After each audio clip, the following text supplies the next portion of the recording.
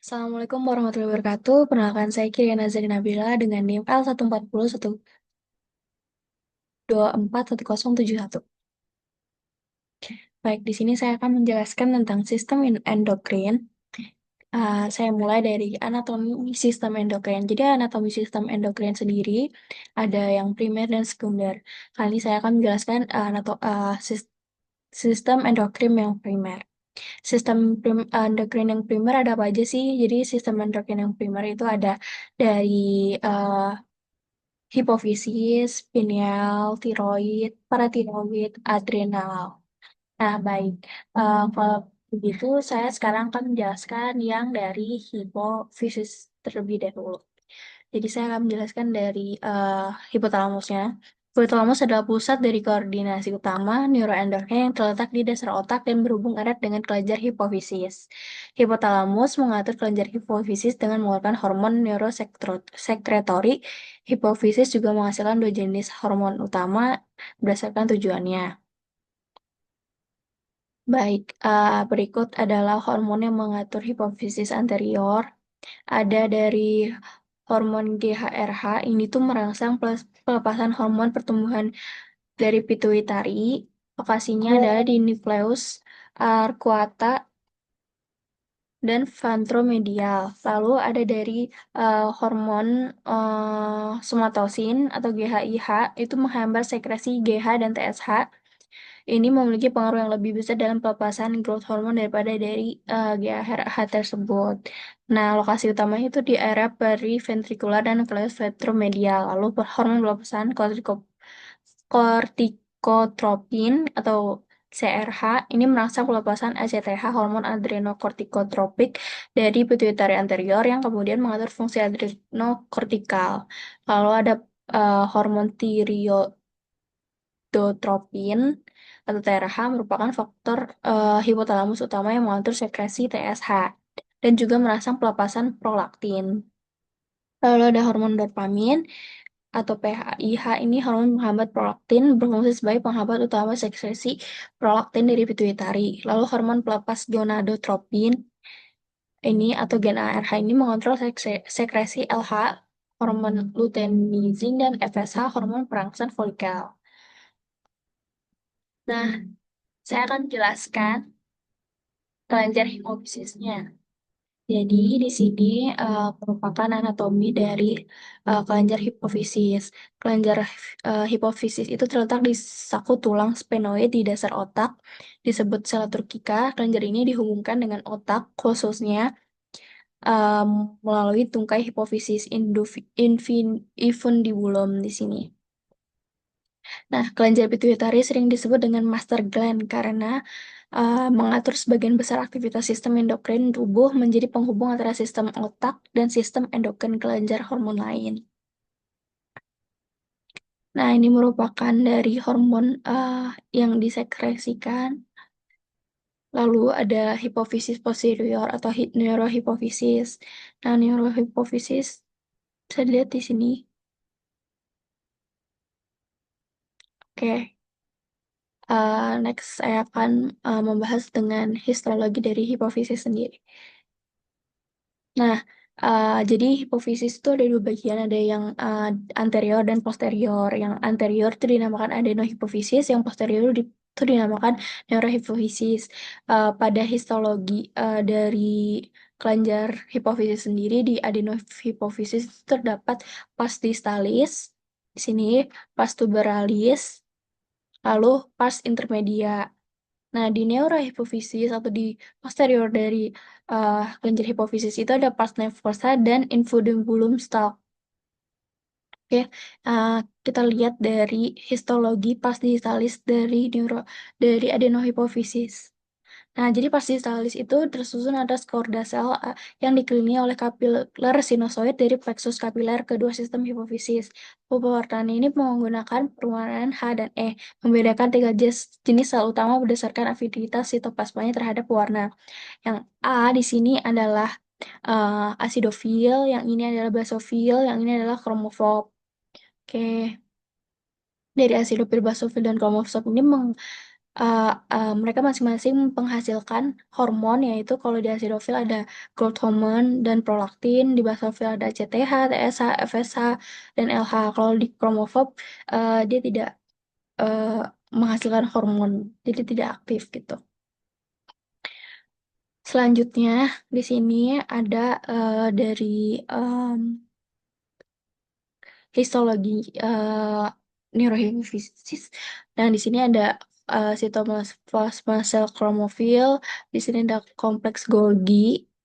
Lalu karena ini agak hitam putih jadi nggak terlalu kelihatan, dan ini ada eh, inti dari eukromatik.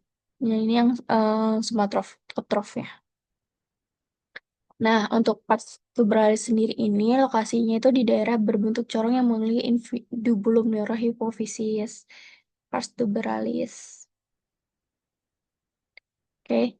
Eh, Dominannya itu berisi sel gonadotrof yang mengekspresikan FSH dan LH, dapat berperan dalam mengatur fungsi reproduksi dan ritme sirkadian hormonal.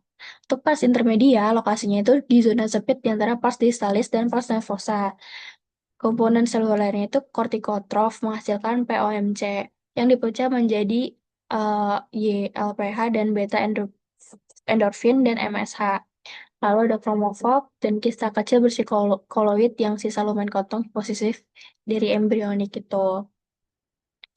Nah, ini merupakan pasta fossa. Di pasta fossa sendiri itu ada badan herring sama eh kasih apa ya? Jadi pasta fossa itu tersusun dari jaringan saraf termedikasi, bukan jaringan kelenjar sejati. Berisi akson tak bermielin yang berasal dari nukleus saraf supraoptik dan nukleus supraventrikular di hipotalamus. Nah, ini merupakan komponen dari neurohipofisis tadi. Akson tak bermielin, ciri histologisnya menyusut sebagian besar jaringan pars nervosa mengantar impuls dari hipotalamus ke ujung dari saraf di hipofisis posterior. Terus ada herring body, pembengkakan pada ujung akson berisi vesikel hormon. Fungsinya itu untuk menyimpan dan melepaskan oksitosin dan vasopresin atau ADH. Lalu ada pituisit. Nah, pituisit ini tuh sel glia pendukung paling banyak jumlahnya, intinya oval memanjang. Nah, fungsinya itu untuk menyokong dan menyelubungi akson. Untuk selanjutnya ada kapiler. Banyak di sekitar akson dan herring bodies. Fungsinya untuk menyerap hormon yang dilepaskan ke sirkulasi darah. Oke, next. Ini untuk vaskularisasi dari hipofisis. Jadi saluran uh, hipotalamus hipofisis itu terdiri dari akson yang memanjang dari nukleus supraoptik dan ventriculum melalui infundibulum ke dalam pars nervosa kelenjar pituitari posterior.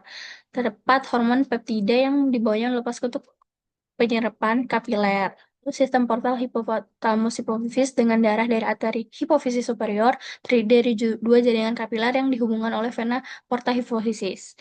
Plexus premier mengelilingi infundibulum dan eminensia median. Dan plexus kedua membentang dari sepanjang pars ditalis dan bermuara ke vena hipofisis. Nah, suplai arteri atau vaskularisasinya, kelenjar hipofisis itu mendapatkan suplai darah arteri dari karotis internal melalui satu arteri hipofisial superior, arteri hipofisial medial, dan arteri hipofisial inferior. Terus untuk drainase vena atau aliran keluarnya darah, jalur utamanya itu yang drainase vena kelenjar pituitari yang merupakan jalur bagi hormon pituitari anterior untuk mencapai sirkulasi sistemik bervariasi. Nah, ada sinus cavernosus ini merupakan saluran vena akhirnya mengalir melalui sinus cavernosus. Lalu dari sinus cavernosus, drainase itu dilanjut ke sinus petrosus superior dan inferior menuju jugular bulb dan vena jugularis. Hipofisis posterior itu akson neurohipofisis bermuara pada kapiler yang mengalir melalui vena lobus posterior dan sinus cavernosus menuju sirkulasi umum. Nah, di hipofisis itu memiliki sistem portal. Pentingnya sistem portal ini mendukung dalam neuroendokrin endokrinologi karena memungkinkan kontrol langsung fungsi pituitari anterior oleh hormon hipofisiotropik hipotalamus seperti TRH, GnRH, CRH, dan lain-lain yang diekskresikan ke dalam tubuh hipofisial portal. Aliran baliknya mungkin juga terdapat aliran darah mundur atau retrograde blood flow antara hipofisis dan hipotalamus yang berpotensi menjadi sarana umpan balik langsung antara hormon pituitari dan pusat kontrol neuroendokrin lainnya. Nah, selanjutnya kita bahas ke kelenjar pineal. Kelenjar pineal ini adalah struktur kecil yang terletak di atap bagian posterior ventrikel ketiga. Kelenjar pineal ini berkembang dari neuroectoderm embryonik tetap melekat pada otak dan mengandung neuron termodifikasi yang disebut pineal osit yang mengeluarkan amina melatonin yang jadi penanda pineal adalah kontraksi yang disebut corpora aranakea atau pasir kotak. Terus koneksi saraf dari retina ke pinealocyte memungkinkan sekresi melatonin di urnal dan ritme dalam aktivitas fisiologis. Fungsi dan hormonnya, kalau hormon melatonin itu kelenjar pineal mengekstraksikan melatonin, suatu indol yang disintesis dari serotonin. Regulasi ritmik yaitu sekresi melatonin diatur oleh sistem saraf simpatis dan meningkat sebagai respon terhadap kegelapan. Berikut histologi dari kelenjar pineal.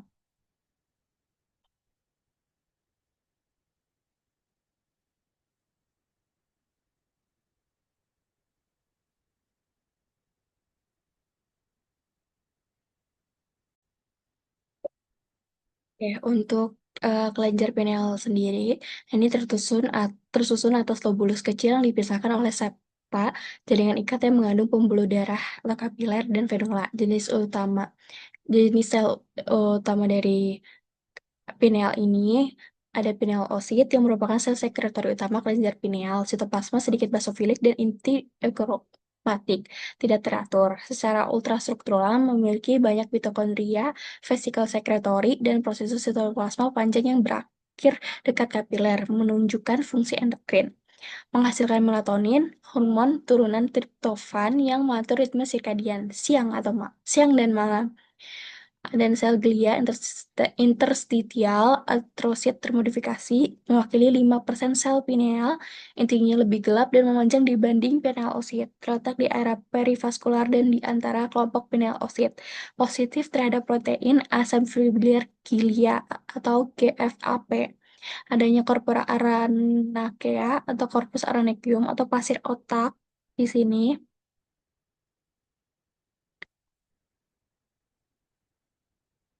yaitu endapan garam kalsium dan magnesium terbentuk dari mineralisasi protein ekstraseluler, dapat muncul sejak masa kanak-kanak dan bertambah seiring usia, memiliki efek fungsional yang jelas tetapi menjadi penanda khas pineal pada pemeriksaan histologis dan radiologis. Selanjutnya, karakteristik vaskular pineal itu kapilernya berpenetrasi atau organ sirkumventrikular termasuk pineal memiliki jaringan dengan ruang interstitial yang relatif besar dan kapiler berpenetrasi sangat permeabel melintasi sawar darah otak. Kapiler ini memungkinkan difusi molekul besar dari sirkulasi umum ke dalam jaringan sehingga daerah ini tidak terlindungi sepenuhnya oleh sawar darah otak. Persarafannya yang mengatur. Itu kelenjar pineal pada manusia dan mamalia lain tidak memiliki koneksi saraf langsung dengan otak, kecuali persarafan simpatis melalui ganglion cervical superior. Pengaturan sekresi melatonin uh, diatur oleh sistem saraf simpatis dan meningkat sebagai respon terhadap kegelapan. Oke. Lanjut, kita akan bahas ke kelenjar tiroid. Nah, berikut merupakan anatomi dari kelenjar tiroid. Nah, jadi kelenjar tiroid sendiri itu adalah kelenjar hormon uh, berbentuk kupu-kupu terletaknya di bagian inferior. Leher anterior atau laring bertanggung jawab atas pembentukan dan sekresi hormon tiroid serta homeostatis sodium dalam tubuh manusia. Tiroid menghasilkan sekitar 90% hormon tiroid non-aktif atau tiroksin T4 dan 10% hormon tiroid aktif atau tiroidin T3.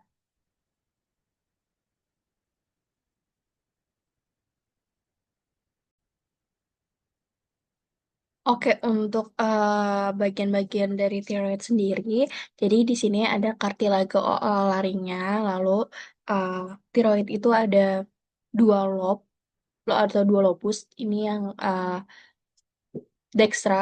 lobus dextra, ini yang lobus sinistra. Lalu di tengahnya ada istimus dan biasanya itu ada uh, lobus piramidalis, tapi ini bisa ada bisa enggak. Terus ini merupakan trakea, lalu ini ada arcus aorta. Oke, jadi aku mau ngejelasin tentang bagian-bagian utamanya tadi. Lobus dextra atau lobus kanan ini berbentuk memanjang dari atas ke bawah, biasanya sedikit lebih besar dari lobus kiri. Lalu untuk lobus sinistra sendiri ini, bagian kirinya ukurannya mirip tapi lebih sedikit kecil tergantung individu, jadi berbeda-beda tiap orang. Nah, istimus ini merupakan jembatan jaringan yang berada di tengah yang menghubungkan lobus kanan dan lobus kiri, letaknya melintang di depan trakea, cincin trakea 2 sampai 4. Oke. Nah, tiroid ini dilapisi oleh dua kapsul. Kapsul fibrosa membungkus jaringan tiroid dan kapsul luar atau vas kapsul yaitu fascia pretrakea yang membentuk ligamentum suspensiorum beri yang mengikat tiroid ke trakea. Jadi saat kita menelan itu tiroid kita itu naik turun. Nah, berikut merupakan vaskularisasi dari kelenjar tiroid. Oke, bisa dilihat terlebih dahulu. Jadi suplai darah dari arteri pertama ada arteri tiroides superior. Asalnya dari arteri karotis eksterna turun ke bagian superior atas tiroid. Darah yang disuplai itu kutub atas atau lobus kanan kirinya si kelenjar tiroid tadi. Nah, dia itu juga memberikan darah ke otot sekitar laring dan trakea atas. Lalu yang kedua ada arteri tiroidea inferior. Asalnya dari trunkus thyrocervicalis atau cabang dari arteri subclavia. Arahnya ini naik ke bagian inferior bawah tiroid yang disuplai oleh yang daerah yang disuplai itu adalah si kutub bagian bawah lobus kanan dan kiri. Nah, arteri tiroidea inferior ini melintas di belakang nervus laryngeus recurrent. Nah, ini penting untuk diingat saat operasi tiroid karena bisa mengakibatkan suaranya serak atau suaranya hilang. Lalu arteri tiroidea atau arteri tiroidea IMA ini tidak selalu ada, asalnya bisa dari arcus aorta atau truncus brachiocephalicus. Arahnya ini menuju istimus tiroid. Signifikan klinisnya itu bisa menyebabkan perdarahan jika tidak terdeteksi saat pembedahan.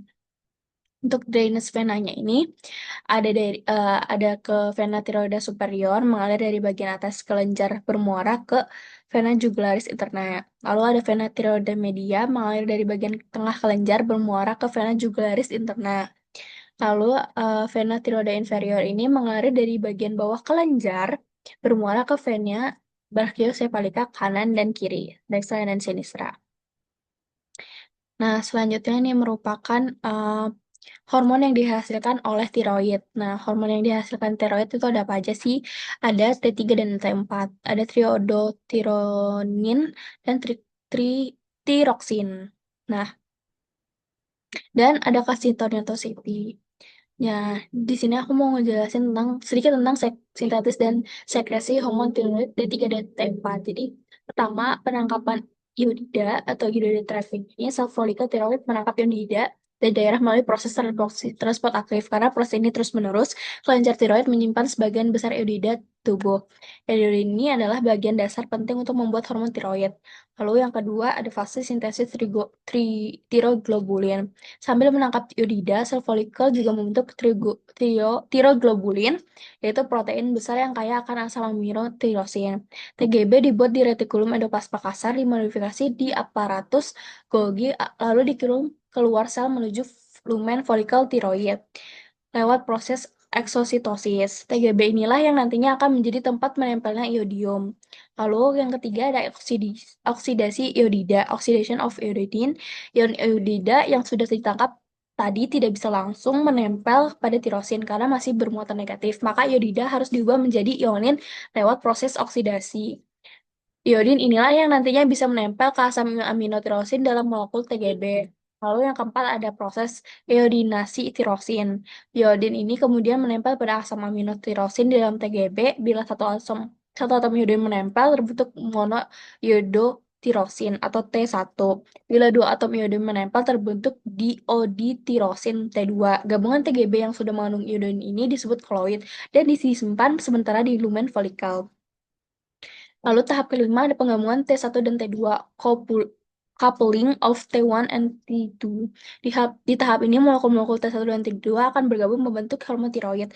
T1 plus T2 jadi T3 triiodotironin, T2 ditambah T2 jadi T4 tiroksin. Penyerapan dan pencernaan koloid. Jadi ketika tubuh membutuhkan hormon tiroid, koloid yang tersimpan itu dapat diambil kembali oleh sel folikel melalui proses pinositosis penanganan cairan. Partikel berisi koloid ini bergabung dengan lisosom dan enzim lisosom memecah TGB sehingga T3 dan T4 dilepaskan. Sekresi hormon tiroid. Karena T3 dan T4 bersifat larut lemak atau lipofilik, keduanya bisa menembus membran sel folikel dan masuk ke pembuluh darah kapiler di sekitarnya. Biasanya kelenjar tiroid lebih banyak menghasilkan T3 lebih banyak menghasilkan T4 dibandingkan T3. Namun T3 lebih kuat atau lebih aktif dalam mempengaruhi metabolisme sel. Di jaringan tubuh, T4 sering diubah menjadi T3 dengan menghilangkan satu atom iodin. Transportasi dalam darah, setelah dilepaskan ke darah, 99 hormon tiroid terikat pada protein plasma terutama tiroksin binding globulin atau TBG. Hanya sebagian kecil hormon yang bebas dan bentuk bebas inilah yang aktif secara biologis dapat bekerja pada sel target. Seperti itu. Nah, berikut merupakan histologi dari kelenjar tiroid. Nah, histologi kelenjar tiroid itu dilapisi oleh kapsul fibrosa dan septum jaringan ikat. Parenkim tiroid terdiri atas jutaan folikel tiroid berbentuk bulat. Setiap folikel tersusun atas lapis epitel folikel tyrositus untuk mensintesis mensekresi dan hormon tiroid dikontrol oleh TSH. Lumen sentral berisi substansi gelatinosa yang disebut koloid, triglobulin. Ini bentuk epitel menunjukkan tingkat aktivitas yaitu epitel squamous, berarti pada saat inaktif, kuboid uh, pada saat dia aktif, lalu hingga columnar pada saat dia hyperaktif atau sangat aktif. Kelenjar tiroid juga mengandung jenis sel lainnya yaitu sel parafolikular dengan granula kalsitonin atau sel C. Sel C tunggal atau berkelompok di tepi folikel terlepas pucat dan berukuran lebih besar dibandingkan sel folikular. Sel C ini mensintetis dan mengekspresi kalsitonin yang berfungsi menekan reabsorpsi tulang oleh osteoklas. Ini merupakan tiroid folikel, ini folikular sel, ini parafolikular, dia bentuknya lebih besar. Lalu ada triglobulin dengan koloid, lalu ini basement membrannya. Selanjutnya ada kelenjar paratiroid. Nah, berikut merupakan anatomi dari kelenjar paratiroid. Paratiroid ini merupakan kelenjar yang berada di bagian kelenjar tiroid. Nah, sebagian menempel di permukaan belakang atau posterior dari lobus samping lateral lobes kelenjar tiroid terdapat beberapa jaringan kecil berbentuk bulat yang disebut kelenjar paratiroid. Kata para berarti di samping. Terdiri dari 4 kelenjar kecil, memiliki kapsul tipis, septa, retikulosarcoma, kapila fenestrasi. Kelenjar paratiroid memiliki dua jenis utama sel, yaitu sel prinsipal atau sieve cell dan sel oksifil. Berikut merupakan fasikularasi dari kelenjar paratiroid. Nah, kelenjar paratiroid mendapat suplai darah utama dari arteri tiroid inferior yang merupakan cabang dari cervical trunk dan kadang juga dari arteri tiroid superior. Darahnya dilahirkan keluar melalui vena tiroid superior, tengah, dan inferior menuju vena jugularis interna dan vena brachiosephalika. Selain itu, paratiroid juga dipersarafi oleh serabut simpatis dan ganglion servikal untuk mengatur aliran darahnya. Nah, berikut merupakan hormon dari paratiroid atau paratiroid hormon PTH. Nah, di sini ada mekanisme feedbacknya. Jadi, untuk roles kalsitonin ini dari green arrows, untuk paratiroid dia di blue arrows, dan calcitrol dia orange arrows di kalsium hemostasis. Jadi aku agak sedikit menjelaskan. Jadi saat kadar kalsium darah naik, ketika tubuh terlalu mulai banyak kalsium di darah, sel parafolikuler di kelenjar tiroid langsung bereaksi. Mereka mengeluarkan hormon kalsitonin yang tugasnya menurunkan kadar kalsium darah. Efek dari kalsitonin ini menghambat kerja osteoklas, yaitu sel yang biasanya memecah tulang untuk melepaskan kalsium ke darah. Karena aktivitas osteoklas berkurang, kalsium tidak banyak dilepaskan dari tulang. Jadi kadar kalsium darahnya itu menurun. Saat kadar kalsium darahnya turun atau hipokalsemia, kalau tubuh kekurangan kalsium itu di kelenjar paratiroid akan langsung bereaksi. Mereka akan mengeluarkan hormon PTH untuk menaikkan kadar kalsium darah. Efek utama dari PTH pada tulang dan ginjal merangsang osteoklas agar memecah matriks tulang melepaskan ion kalsium ke dalam darah. Selain itu, PTH mengurangi pengeluaran kalsium lewat urin dengan cara meningkatkan reabsorpsi kalsium di ginjal. Nah, eh, efek PTH pada pembentukan triol merangsang ginjal untuk membentuk kalsitriol, yaitu bentuk aktif dari vitamin D. Kalsitriol ini sangat penting untuk penyerapan kalsium dan makanan di usus. Nah, efeknya pada usus itu meningkatkan penyerapan kalsium dan makanan di saluran pencernaan. Akhirnya pada kadar kalsium darah kembali normal, dan begitu kadar kalsium cukup, sekresi PTH menurun lagi. Terdapat feedback negatif. Oke, selanjutnya ini merupakan histologi dari kelenjar paratiroid. Nah, seperti yang saya bilang tadi, di kelenjar paratiroid itu ada Schiff cell dan oxyphil. Nah, Schiff cell ini sel poligonal kecil dengan inti bulat, sitoplasmanya pucat sedikit eosinofil. Sitoplasma Schiff cell ini mengandung granulus sekretoris yang mengandung polipeptida hormon paratiroid atau PTH sebagai regulator dari kalsium dalam darah. Sel oxyphil berukurannya lebih besar. Oke, dari chef, shift cell, jumlah nya sedikit, sitoplasmanya lebih sangat eosinofilik, eosinofilik, muncul lebih banyak seiring usia, dan fungsi sintetis PTH-nya rendah. Kemudian si shift cell-nya itu sudah tua atau degeneratif. Oke. Selanjutnya kelenjar pankreas. Nah, pankreas itu merupakan organ retroperitoneal yang terletak di regio epigastrium dan hipondrium kiri. Struktur ini berada melintang pada tingkat vertebra L1 dan L2. L1 sampai L2. Letaknya berhubungan langsung dengan lambung di anterior, limpa di lateral kiri, duodenum di kanan, serta aorta vena inferior di posterior. Bisa dilihat. Oke, ya, nah ini merupakan struktur dari kelenjar pankreas ini. Jadi kepala pankreas ini terletak dalam kurva C, bisa dilihat di sini, berbentuk seperti kacang di cakram di shape, menjadi tempat lewatnya ductus biliaris di posterior. Bagian kepalanya memanjang di belakang pembuluh mesenterika superior disebut processus usinatus. Lalu ada processus usinatus, tonjolan seperti kait yang berada di posterior pembuluh SMA atau SFMV. Lalu ada leher pankreas di sini. Bagiannya sempit di antara kepala dan badan. Terletaknya di depan asal arteri mesenterika superior dan awal vena porta. Lalu ada badan pankreas. Di sini ada ekor pankreas. Lalu ada sistem ductus. Nah, sistem ductusnya ini mengalirkan enzim di ke papila duodenum mayor melalui ampula vater, dimulai dari ekor, berjalan sepanjang pankreas, bermuara di duodenum bagian 2 melalui papila mayor bersama ductus biliaris, kadang membuka secara terpisah. Ductus aksesoris atau Santorini itu dapat mengeruak ke papila minor jika ada mengalirkan ke bagian kepala pankreas, sering berkoneksi dengan ductus utama. Nah, untuk vaskularisasinya, ada arteri. Arteri ini eh, arteri pankreatik duodenalis superior dan inferior. Badan ekornya ini disuplai oleh arteri linealis dan cabang-cabangnya. Untuk venanya, kepalanya dari SMV dan badan ekornya ini vena linealis. Untuk persarafannya, ada parasimpatis nervus vagus yang meningkatkan sekresi, simpatisnya serabut T6 sampai T10, modulasi vaskular. Untuk regulasi utama sekresinya itu bukan saraf tetapi hormon CCK dan sekretin. Oke, selanjutnya ini merupakan histologi dari pankreas. Jadi, pankreas ini memiliki dua komponen, bagian eksokrin dan bagian endokrin. Nah, bagian eksokrin ini eh, eh, su- yang menyusun 80 sampai 85%. Untuk Rinya itu ada Actinus serosa yang berisi sel zimogen piramidal.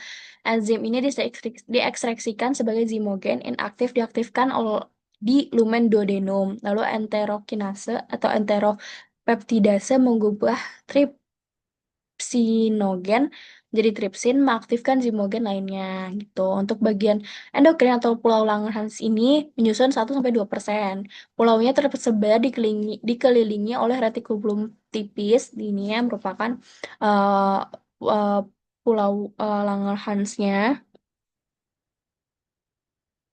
Oke. Sel utama dari endokrin tadi, eh sel utamanya ada sel alfa, sel beta, dan sel delta. Lalu ada sel PP. Nah, untuk ada juga sinus eksokrin yang ini merupakan sel piramidal inti basal granulozimogen apikal banyak RER karena produksi enzim distimulasi oleh sekretinnya untuk produksi bikarbonat CCK ini untuk produksi enzim. Lalu ada asetilkolin di nervus vagus ini berfungsi untuk sekresi sel asinus. Nih, uh, ini histologi dengan pewarnaan gomori, krom, alum, hematoksilin, dan piloksin. Jadi, pulau dari endokrin tadi atau pulau Langerhans tadi terdiri dari 4 jenis sel utama karena sel alfa, sel beta, sel delta, sel PP. Nah, sel alfa itu menghasilkan glukagon, sel beta menghasilkan insulin, sel delta menghasilkan somatostatin, lalu sel PP ini menghasilkan polipeptida pankreas gitu. Nah, selanjutnya untuk fisiologi dari uh, kelenjar pankreas, fungsi utamanya ini mempertahankan hemostasis glukosa melalui hormon insulin, glukagon, hemostatin, dan polipeptida pankreas. Insulin untuk dari sel beta ini fungsinya menurunkan glukosa darah, meningkatkan transportasi glukosa GLUT4, meningkatkan glikogenesis, lipogenesis, lalu menurunkan gluconeogenesis. Pemicu sekresinya itu dari hiperglikema, GLP-1, GIP, asam amino, stimulasi parasimpatis atau vagal. Nah, lalu ada glukagon dari sel alfa ini meningkatkan glikogenesis, gluconeogenesis, dan lipolisis. Lalu menaikkan juga glukosa darah. Glukagon itu dilepas terutama saat hipoglikemia dan bekerja melalui peningkatan CAMP dan aktivasi protein kinase A untuk merombak cadangan energi. Lalu ada somatostatin dari sel delta. Ini fungsinya itu menghambat insulin dan glukagon, menghambat sekresi eksokrin pankreas, dan menghambat motilitas GI. Somatostatin berfungsi sebagai regulator parakrin yang mencegah stimulasi berlebihan antar sel islet serta memperlambat proses gastrointestinal. Lalu sel PP dari mm, polipeptida pankreas itu fungsinya menghambat sekresi eksokrin, mengatur motilitas GI, meningkatkan pada keadaan puasa, olahraga, hipoglikemia. PP ini membantu modulasi aktivitas eksokrin dan mobilitas duodenum meski mekanisme lengkapnya belum sepenuhnya dipahami. Seperti itu. Ini merupakan biokimia dari apa namanya kelenjar pankreas. Insulinnya dua rantai peptida diikat oleh jemputan disulfida terbentuk proinsulin menjadi insulin lalu ditambah C-peptide. Terus sintesisnya jadi AR dipotong menjadi proinsulin, diaparatus Golgi menjadi insulin plus C-peptide disimpan dalam granula sekretosit dan dilepas menjadi melalui eksitosis. Gitu.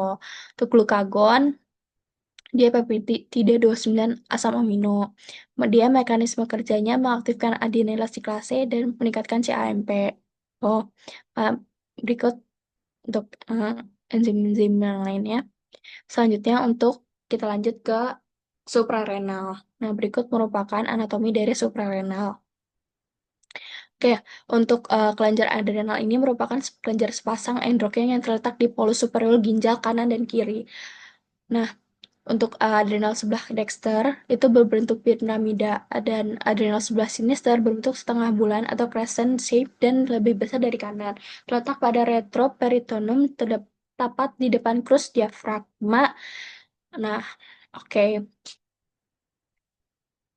Nah, adrenal sebelah kanan ini diapit oleh hati, vena cava inferior, dan ginjal kanan. Untuk adrenal sebelah sinister, anteriornya itu dia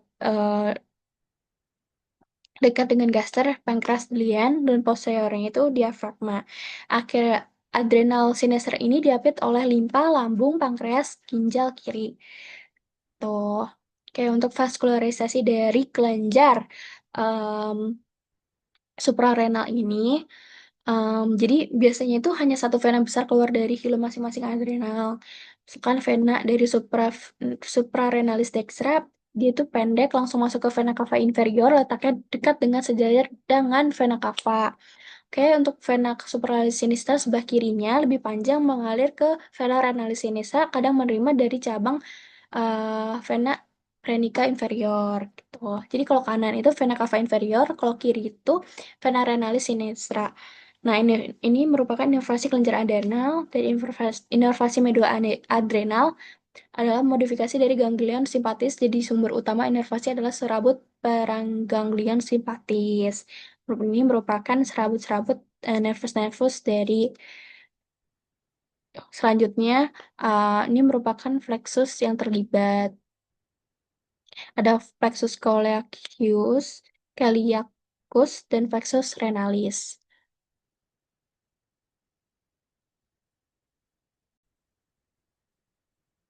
Oke, selanjutnya kita bakal bahas ke histologi dari suprarenal.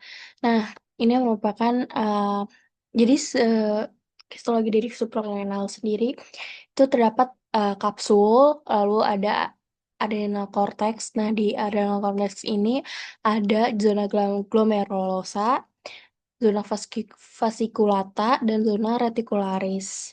Lalu di medulanya ini ada eh, kromafin yang mengsekresi epinefrin dan norepinefrin. Oke,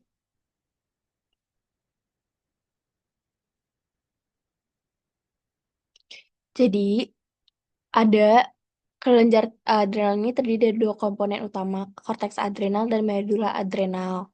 Korteks adrenal itu tersusun dari zona glomerulosa yang paling luar, tepat di bawah simpai kapsul, disusun oleh sel-sel kolumnar atau piramid kecil berbentuk bundar. Sel tersusun dari gugus kecil, mirip glomerulus, sitoplasmanya tampak lebih gelap, selnya relatif kecil. Fungsinya menghasilkan mineral kortikoid, jadi aldosteron, untuk mengatur elektrolit dan tekanan darah RAAS. Oke, selanjutnya ada zona fasciculata di korteks juga. Ini lapisannya terbesar dan paling tebal.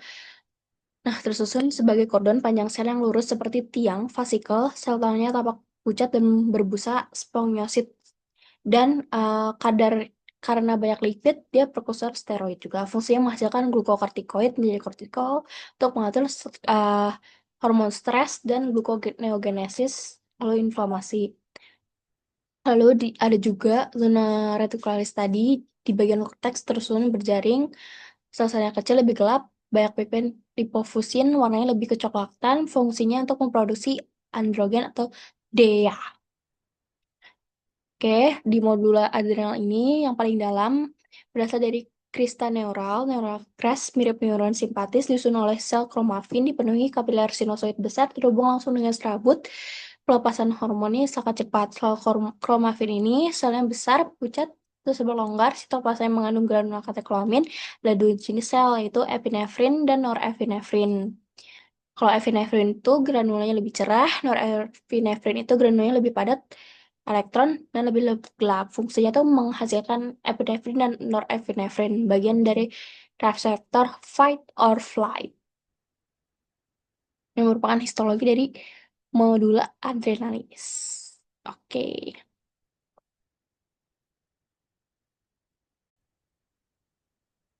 Oke, selanjutnya kita bakal bahas ke fisiologi. Nah, untuk fisiologi pertama yang aku mau bahas, yang ingin saya bahas adalah mekanisme komunikasi antar sel.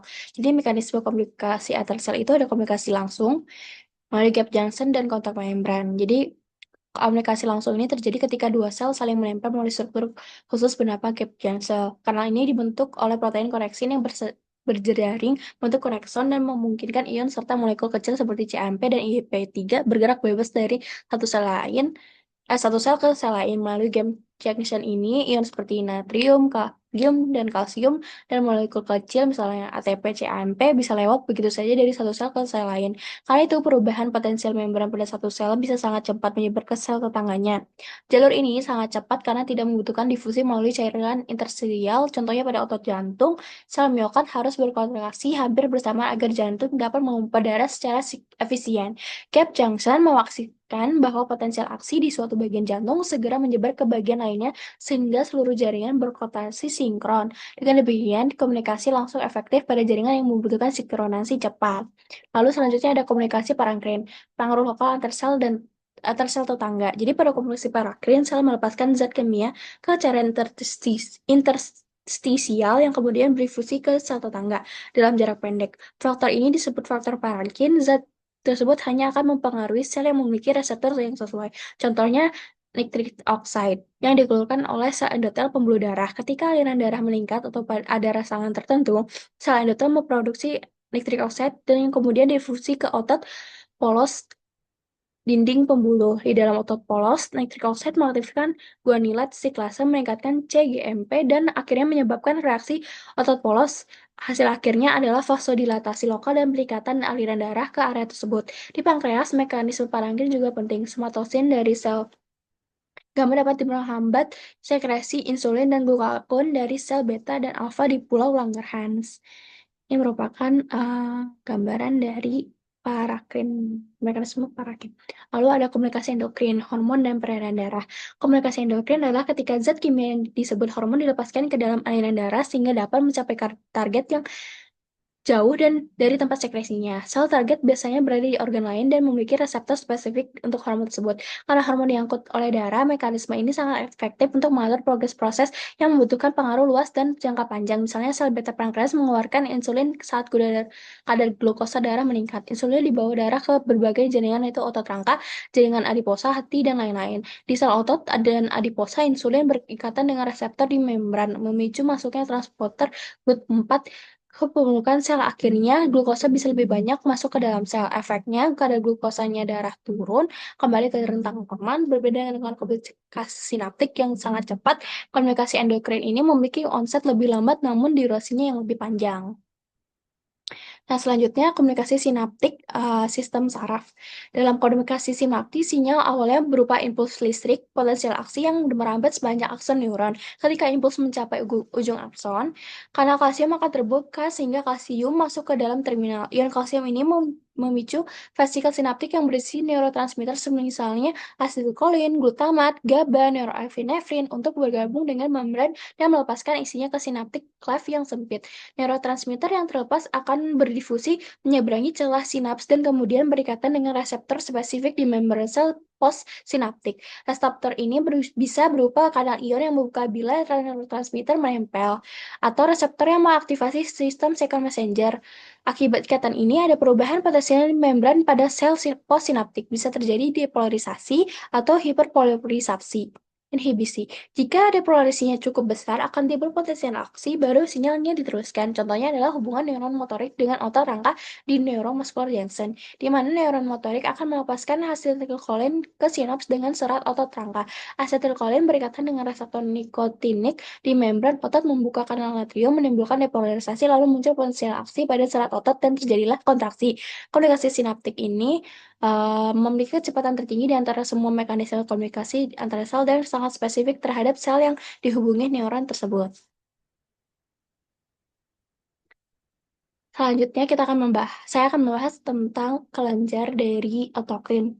Pada autokrin signaling sel mengeluarkan suatu mediator kimia dan mediator tersebut kemudian bekerja kembali pada sel yang sama atau sel yang sangat berkaitan, tetapi secara fungsional bisa dianggap suatu unit dengan sel penghasilnya. Contohnya limfosit T helper yang sudah mengenali antigen dan mensekretkan interleukin 2 kemudian berikatan dengan reseptor interleukin 2 di permukaan limfosit T itu sendiri, merangsang proliferasi dan aktivasi lebih lanjut. Dengan cara ini, limfosit yang telah mengenali antigen bisa memperbanyak dirinya, memperkuat respon imun yang sering muncul Autokrin juga sering muncul dalam konteks sel tumor. Banyak sel kanker mengekspresikan growth factor dan reseptor sekaligus, sehingga terbentuk loop autokrin. Sel mengeluarkan faktor pertumbuhan yang kemudian menstimulasi dirinya sendiri untuk terus membelah tanpa kontrol dan jaringan sekitar lainnya.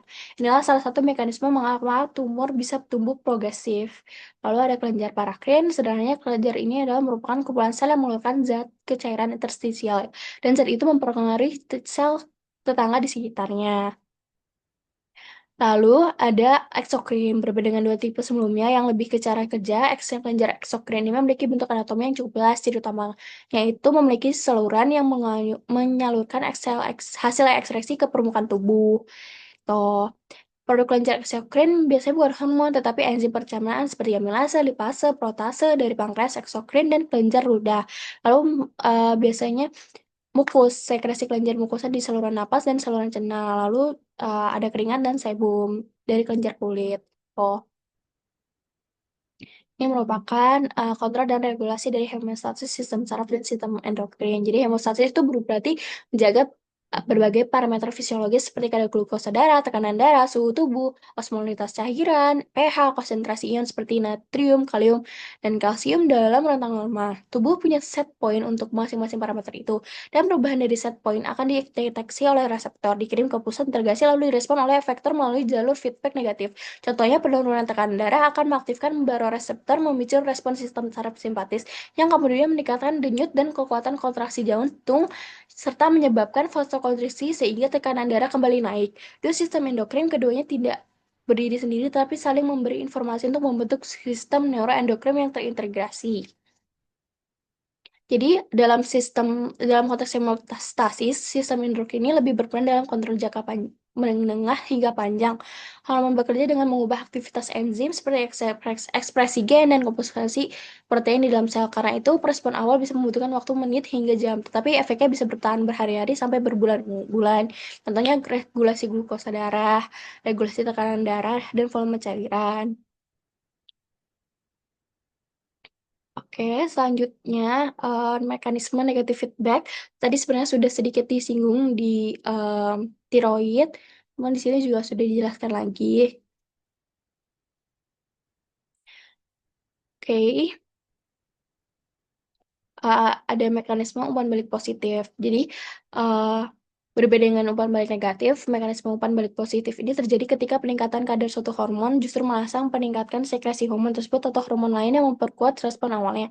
Mekanisme ini bersifat temporer dan spesifik, digunakan untuk memicu peristiwa fisiologis besar yang membutuhkan peningkatan cepat dan signifikan dari aktivitas hormonal. Contohnya itu adalah menstruasi.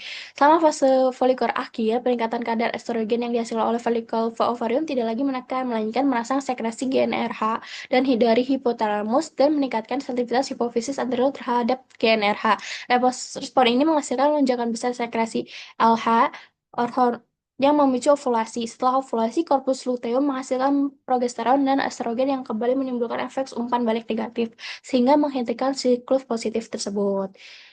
Gitu.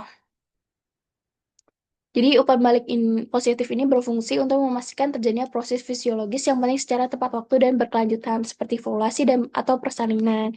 Namun sistem ini tidak digunakan untuk mempertahankan homeostasis karena sifatnya yang memperkuat sinyal dapat menyebabkan ketidakseimbangan bila tidak dihentikan oleh mekanisme penghambatan berikutnya.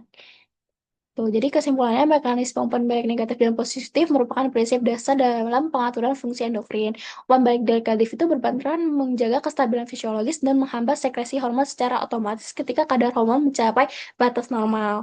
Umpan balik positif itu sebaliknya memperkuat sinyal hormonal untuk memicu peristiwa penting yang membutuhkan respon cepat dan besar seperti ovulasi.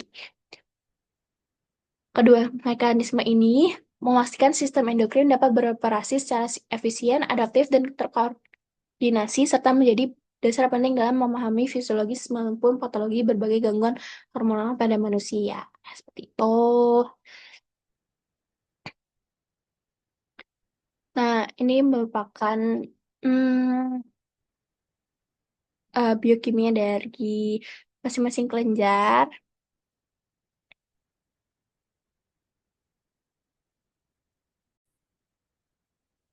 Baik, untuk klasifikasi hormon, di sini ada yang peptide hormones, ada steroid hormone, dan tyrosine derivatives.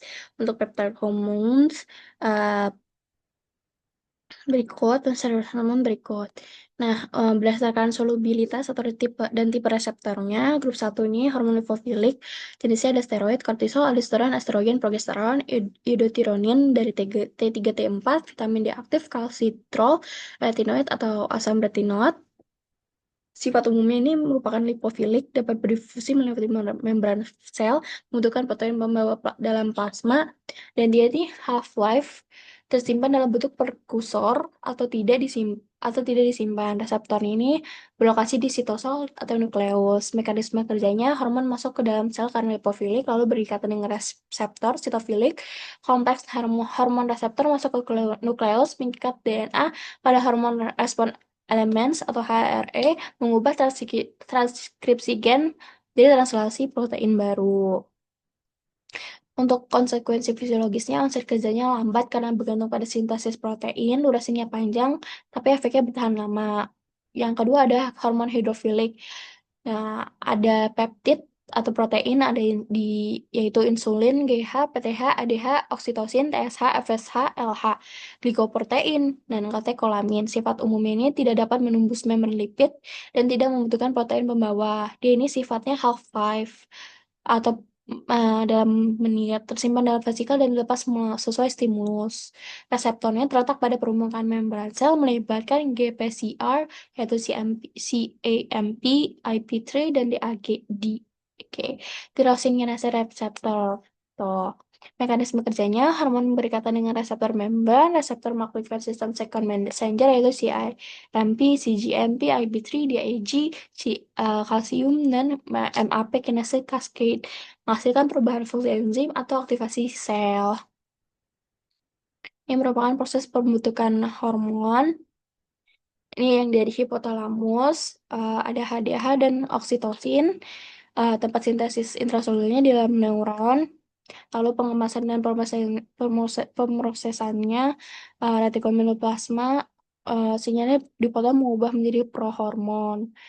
Tuh, prohormon bergerak ke aparatus Golgi. Di sini prohormon dikemas menjadi physical secretory butir-butir.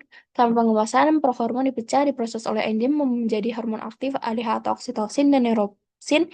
Hormon aktif dan neuropsin tetap berada di dalam vesikal yang sama. Lalu transportasi akselerasi vesikal yang penuh dengan hormon aktif neuropsin ini kemudian diangkut melalui aksin neuron.